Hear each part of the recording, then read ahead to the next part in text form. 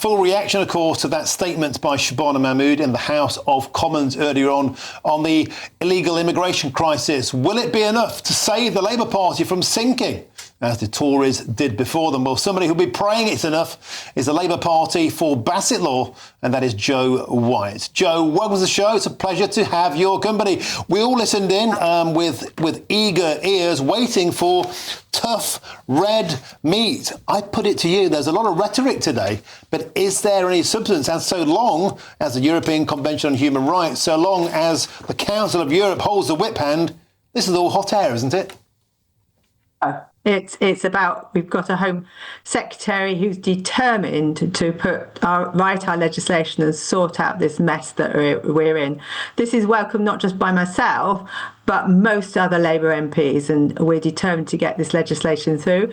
More will be coming down the line. This is just the start, and I welcome the fact that if an asylum seeker comes here, they know that their stay is temporary and that it's expected that they should return to rebuild the country that they've come from. If they do stay, there's an expectation that they contribute either through learning new skills or through working, and that's absolutely essential. What's also important is if somebody who comes here with resources, they should be expected to cover the costs of their claim. It should not be up to the tax with the responsibility of the taxpayer. So there's much new rules and regulations coming through, and I welcome whatever steps this government takes to tighten up illegal immigration, but also to ensure that the system is fair and not abused. Jo White, I think a lot of people listening in will completely agree with that notion, that people should return to their nation once it's safe. Why don't we start with Syria? There are 50,000 Syrians in Britain. It's been deemed a safe nation. Let's get them straight on the first flight home. Well, so some have already returned voluntarily. I know that other nation states across Europe have already determined that they should return, and I think we should be returning them as soon as it's possible to do so. What about this notion, Jo White, of paying eye-watering sums of foreign nationals to go home? We've seen the outrage of GBNews viewers where we saw an Ethiopian rapist paid 500 quid to clear off back home when he should have been deported for free. And the Danish star model pays up to 27,000 euros for each illegal immigrant. The current cap in the UK is three grand. Miss Mahmood today didn't mention any numbers. Would you back a plan to pay £25,000 to get rid of each illegal immigrant? No, but certainly if there's going to be a legal challenge, is what happened to the chap who's paid 500 quid. It's cheaper to give him 500 quid than put him to go through the courts, and we got him out the country the same day. So, sometimes it's a cost worth paying. Making a payment for somebody to return rather than being a burden on the state, I think sometimes that is also a cost worth paying. But €24,000 is something I would blanch at, and it has to be something that's reasonable, that makes them think, well, I'm better off in the country where I came from, and gets them on the plane and off they go. OK, Jo White, the Labour MP for Bassett Law, thank you very much for joining us on the show tonight. Big Tech has turned your phone into a surveillance device, harvesting your data, tracking your location, and selling your information to corporations. Unplugged built the Upphone to fight back. It's the only smartphone with hardware-level privacy protection, completely blocking data harvesting at the source. It features a physical kill switch that cuts power instantly when you want to go dark, giving you control Big Tech took away. Unplugged puts privacy and sovereignty first. The Upphone is built to British standards, designed to keep your data in your hands with independent servers, its own app center, and no corporate gatekeepers. You can access what you choose. No censorship, no app bans, just freedom. Everyone else is playing by Big Tech's rules. Unplugged rewrote them. The Upphone runs on an operating system with 0 backdoors and a firewall that blocks thousands of tracking attempts every single day. The Upphone includes a host of unique security features. The device can be set to have its memory wiped regularly, and if someone demands your PIN code, well, you can give them a false PIN that will wipe the device. It's called Emergency Reset. Privacy isn't a feature with Unplugged, it is the foundation. To get yours today, click the link in the description now. Back to the studio now. I'm joined by Richard Tice, Deputy Leader of Reform UK, as well as the Chief of your party's Doge unit. Richard Tice, may I get your response to today's announcement? Is it all mouth and no trousers? Well, they've essentially been copying the sort of rhetoric that we were talking about a couple of months ago when we announced our Operation Restoring Justice, Detain and Deport. But everybody knows that it won't have the backing of a significant chunk of the Labour Parliamentary Party, and it won't get past the human rights lawyers, our own Supreme Court and the European Court of Human Rights. And that's why, for all the noise, all the bluster, this will make no difference whatsoever. You have to leave the European Convention on Human Rights. You have to repeal our own Human Rights Act that essentially copies the ECHR. When you do those two things, then all of these measures announced could be enacted. But until then, frankly, it doesn't amount to a row of beans. Despite all of the rhetoric and the hopes of people like Joe White that you heard there, already there's a mini rebellion brewing in the Parliamentary Labour Party.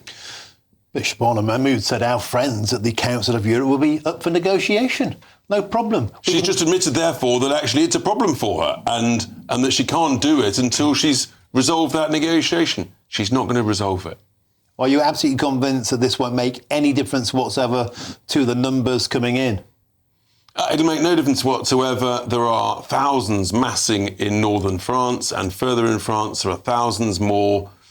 They view the UK as a completely soft touch.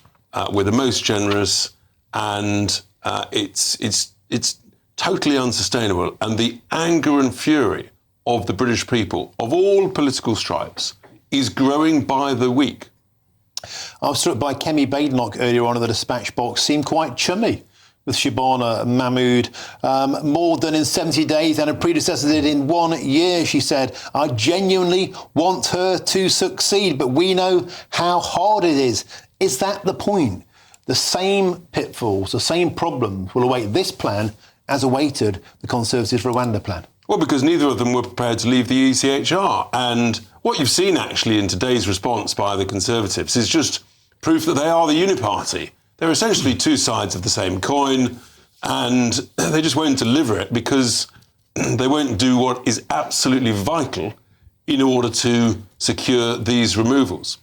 Richard Tice, you gave a press conference earlier on this morning.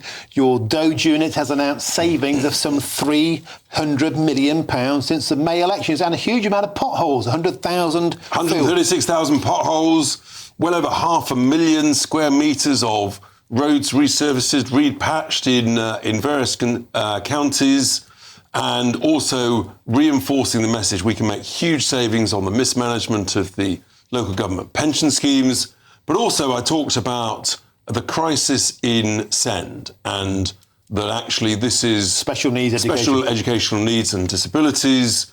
We want to make sure that the outcomes for the most deserving children who need the greatest extra help and provision. Of course, we all want that, but tragically, the system as it's working at the moment isn't working, and everybody accepts outcomes are getting worse.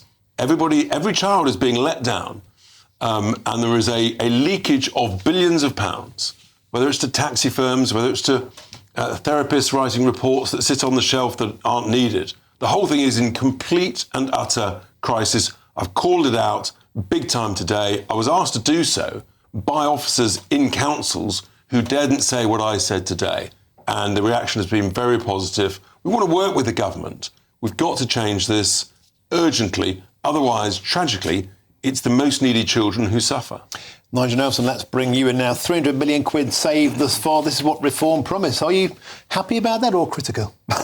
Well, I'm always happy about saving money if you can do it. Bear in mind, I live in Kent, which is meant to be Reform's so-called flagship council, which is in complete chaos at the moment. Not in chaos, Nigel. It's doing great. The infighting there is extraordinary. At the moment, you've got a fire authority that's not working because I'm going to stop you there. That is a lie. A communist leader of a trade union was deeply, deeply irresponsible. The chief executive of the fire service said that's nonsense. Just not going to tolerate lies by a union leader that, frankly, damages the confidence of the good residents of Kent. But he should know better, and he should apologise. What he was arguing was that without a fire authority operating, if there needs to be emergency spending, there is no body then to actually do it. And he's completely wrong. He was talking garbage, and he should apologise, as was explained by the chief executive of the fire service. The chief executive of the fire service and the fire brigade.